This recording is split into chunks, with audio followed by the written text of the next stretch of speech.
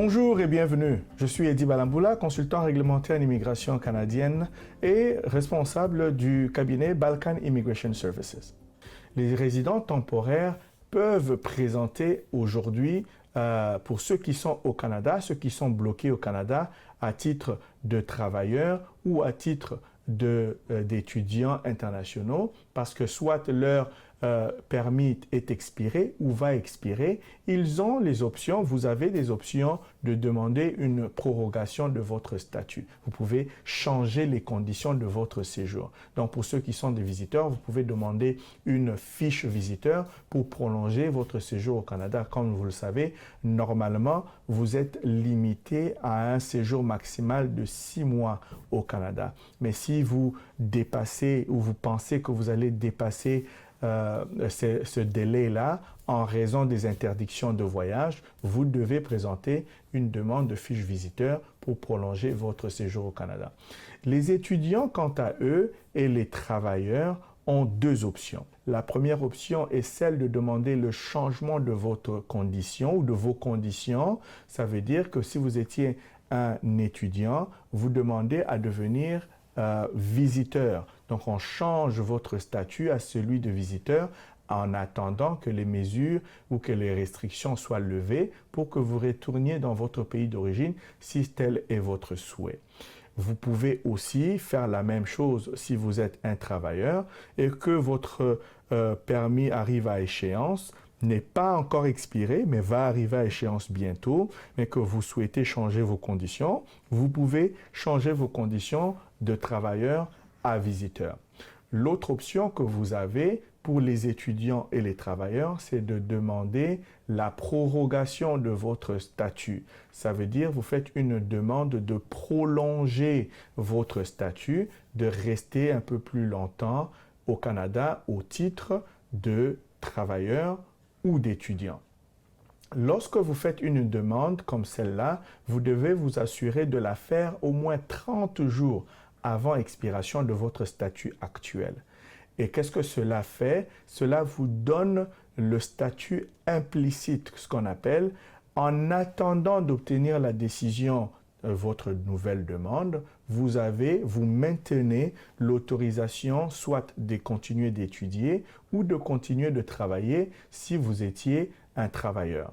Mais il est très important de mentionner ou de rajouter une note explicative qui explique les raisons pour lesquelles vous demandez cette prorogation-là et pourquoi vous ne pouvez pas retourner dans votre pays d'origine. Et bien entendu, ces raisons seront relativement faciles à donner parce que vous ne pouvez pas retourner tout simplement parce qu'il y a des restrictions de voyage, il n'y a pas des vols ou pour telle ou telle autre raison reliée à la crise de la COVID-19. Donc, le statut implicite que vous recevez, en fait, ce n'est pas un document que vous allez recevoir. Vous ne recevrez aucune lettre qui vous dit que maintenant vous avez un statut implicite, mais c'est un fait implicite, c'est un fait de par la loi que lorsque vous soumettez une demande, en attendant de recevoir la décision à cette demande-là, vous avez le droit de continuer à exécuter ou à faire ce que vous faisiez. Ça veut dire vous étiez un travailleur, vous continuez de travailler parce que vous avez soumis la demande et vous êtes en attente de la décision. En notant que cette demande a été faite, a été soumise au plus tard 30 jours avant l'expiration de votre statut actuel. Donc, en raison des délais actuels, je vous recommande, si vous avez besoin d'aide, de nous contacter, bien entendu. Nous allons pouvoir vous aider avec ces documents, avec la soumission de ces demandes, mais je recommande que ces demandes soient faites 2 ou 3 mois avant l'expiration de votre statut actuel. Cela vous laissera amplement de temps pour soumettre votre application et recevoir le permis ou la décision. Les travailleurs qui sont présentement au Canada et qui détiennent un permis lié à un employeur spécifique. Il existe deux types de permis de travail. Un permis de travail ouvert et un permis de travail qu'on appelle fermé. C'est un permis qui est lié à un employeur spécifique. Ça veut dire que vous n'avez pas le droit de travailler pour un autre employeur que celui pour lequel vous avez ce permis-là. Mais depuis le 12 mai 2020, une politique temporaire a été mise en place pour aider et les employeurs et les travailleurs à ne pas perdre beaucoup de temps lorsque vous avez perdu votre emploi. Comme vous le savez, en raison de la crise, beaucoup de compagnies ont fermé et beaucoup d'employés ont perdu leur emploi. Mais puisque vous êtes lié à un employeur quelconque, en ce moment-là, vous serez limité dans vos mouvements ou dans votre capacité de travailler pour un autre employeur ou de chercher un autre emploi parce que votre permis de travail vous limitez et vous liez simplement et uniquement à cet employeur-là. Donc, pour résoudre ce problème, Immigration Canada a décidé depuis le 12 mai d'une mesure temporaire qui permet aux demandeurs qui étaient jusque-là liés à un seul employeur, de soumettre la demande d'un permis de travail avec un nouvel employeur, mais que de commencer aussi à travailler en attendant la décision de cette nouvelle demande. Alors, aussitôt que vous recevez une offre d'emploi avec un nouvel employeur, vous pouvez soumettre la demande d'un nouveau permis de travail, mais cela ne vous empêche pas de commencer à travailler. Parce qu'avant cela, vous n'étiez pas autorisé de commencer à travailler avec un autre employeur sans avoir reçu l'autorisation préalable, sans avoir reçu un nouveau permis de travail lié à ce nouvel employeur-là.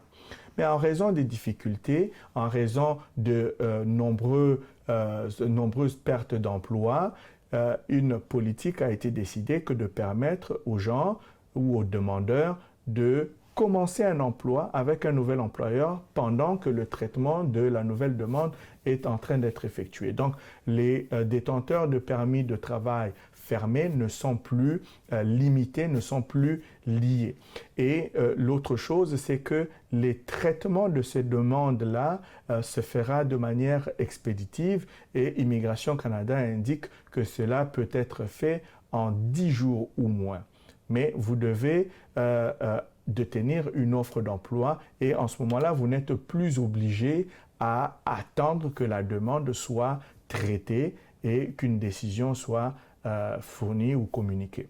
Si vous avez besoin d'aide, vous avez une situation similaire, vous avez besoin d'aide pour faire vos demandes de permis d'études, de travail, de prorogation de statut, Balkan Immigration Services est disposé à vous accompagner. N'hésitez pas à nous contacter, soit par téléphone, par Facebook, par Instagram ou par n'importe quelle autre méthode que vous trouvez le mieux. Si vous êtes présentement au Canada ou à l'étranger, vous êtes étudiant international, vous êtes travailleur, vous êtes visiteur, vous avez besoin d'aide ou que vous êtes à l'étranger, vous souhaitez venir au Canada, vous ne savez pas trop comment vous y prendre, n'hésitez surtout pas à prendre contact avec nous. Nous allons pouvoir vous donner l'heure juste et vous accompagner dans vos démarches d'immigration afin de vous permettre de faire les choses dans les règles. L'immigration, les lois, les conditions, les politiques changent constamment. Il est très important pour vous de rester connecté et d'avoir la vraie information à la source.